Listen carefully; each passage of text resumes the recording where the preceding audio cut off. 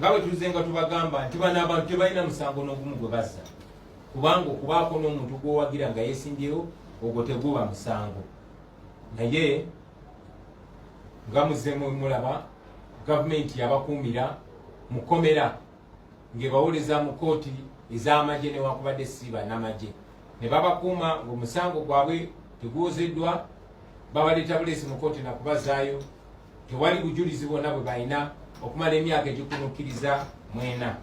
Ebiseera bingi abantu abakiikirira gavumenti ya Museveni babadde nga babatuukirira mu makomero eyo gye babasibira nga batwala obubaka bumu bwokka mukkirize nti mwazi omusango mulyoke muteebwe bwe kiba si kyo mujja kuvundira mu kkomera.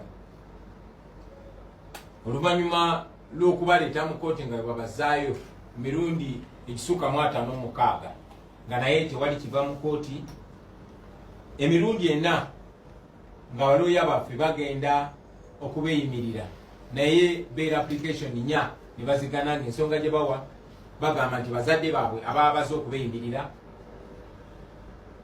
si bantu basaanidde okubeeyimirira.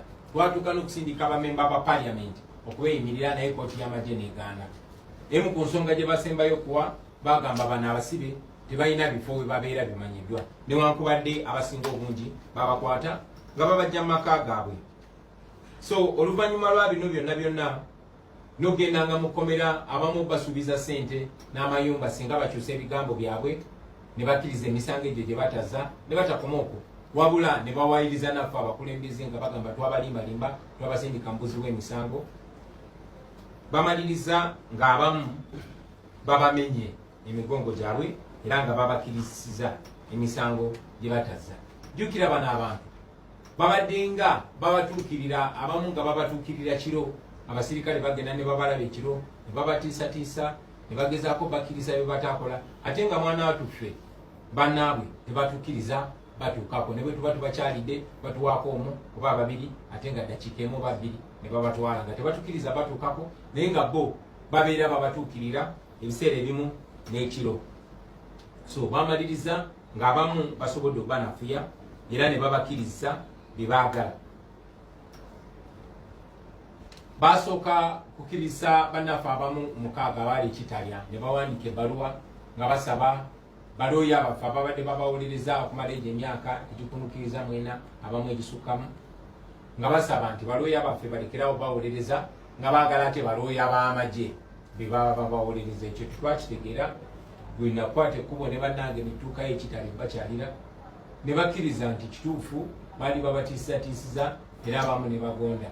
Abamu bakyusa ne badda ku kye baaliko naye abalala era twaba-understandinga ne tubasaasirirayo. Olunaku lwajjo bannaffe 3 baavuddeyo bo oluvannyuma lwa bye babayisizaamu ne babakkiriza olw'empaka era ne bavaayo ne bagamba ekkooti y'amagye tibazza emisango. Mwabo mwabadde Muwanguzi Paul, mwabadde Obalai Siraje, mwabadde Muganza Joseph. Ekyewuunyisa nti ne munnaffe omu gwe bayita Sanya Muhyiddin Kakoza gwe mubadde nga mulaba ku mawulire ng'akayanira eddembe lye era agamba bamusiba lwa byabufuzi ng'agamba bamusalira oba bamusalira naye bamaliriza nga bakozeseza abantu be naye ne bamugonza era naye yavuddeyo.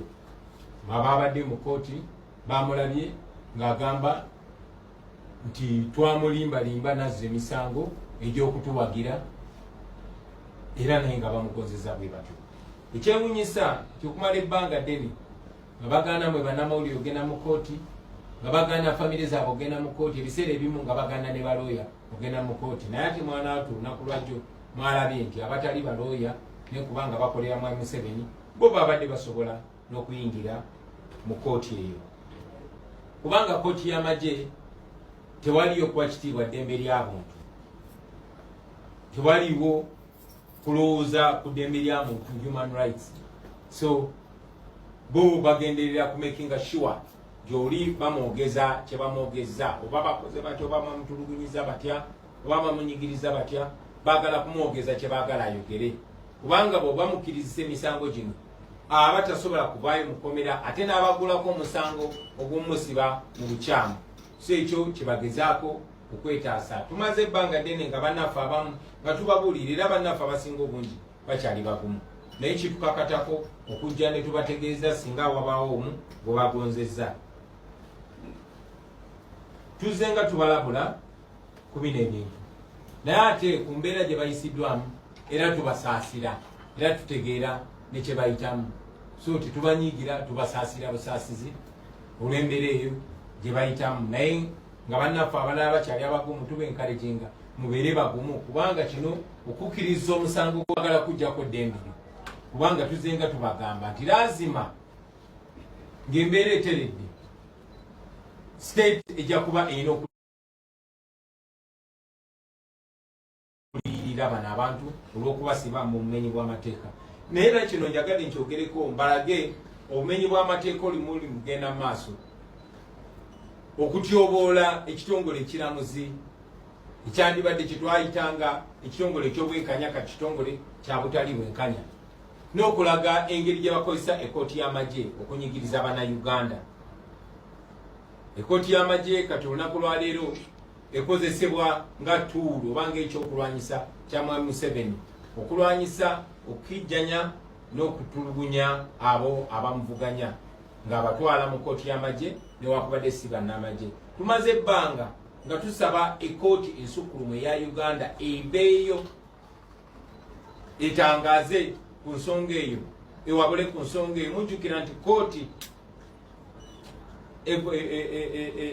evunula etaputa ssemateeka yavaayo neyasanguza nti okukwata ne basibira oba okusibira n'okukozeseza abantu abatali bannamagye mu kooti y'amagye kiba kimenya amateeka. Naye baapiringa mu kooti ensukkulumu, ekooti ensukkulumu nga yerina okulungamya ku nsonga eno, naye kooti ensukkulumu egaanye okusala omusango guno kubanga naye ekolera Mwami Museveni era eyagala Mwami Museveni asigale ng'akyakozesa ekooti y'amagye. So ekooti ensukkulumu nayo eri part of okunyigiriza kw'abantu, naye ekozesebwa kunyigiriza abantu kubemanya amazima, naye teyagala kwasanguza ekyo kuba ekooti ensukkulumu bwevaayo nekakasa ebyasalibwawo kooti etaputa ssemateeka nti ddala kituufu okuwozeseza bannansi abatali bannamagye mu kooti y'abamagye. Singa esalawo bwetyo then Mwami Museveni baba bamuggyeko ekyokulwanyisa kye kyakozesa. Olunaku lwaleero Bobi Wine bamutwala mu kooti y'amagye, Akireewo bamutwala mu kooti y'amagye, bwe bankwata eggulu mu Arua bankwatwala mu kooti y'amagye, kubanga ekooti y'amagye Mwami Museveni yalinako control. Kooti y'amagye mulambuziza nti tuna singa bakomawo, shall we accept them back? I mean, we understand these people are innocent. Sometimes we've had friends that were abducted, beaten, and they reach there, they say, I will not go back there just to get their freedom. When they get their freedom, their first destination is here. So we understand these are our brothers. We hope they are not used. But I must also mention that we were told by our comrade Dr. Besigye that many of his comrades who were arrested and slapped with trumped up charges of terrorism during the so-called PRA narrative, many of them who negotiated actually came back and started dying suspiciously. So I'm telling them not to trust this regime because they will not love you. The situation has not changed. What pushed you to resist this regime will push you again because nothing has changed. It's only getting worse. But we were told that those that were released after negotiations, they came back and started dropping. We hope these comrades of ours will not drop dead one by one. Otubuuza nti tunaabakiriza singa bakomawo ne beetonda.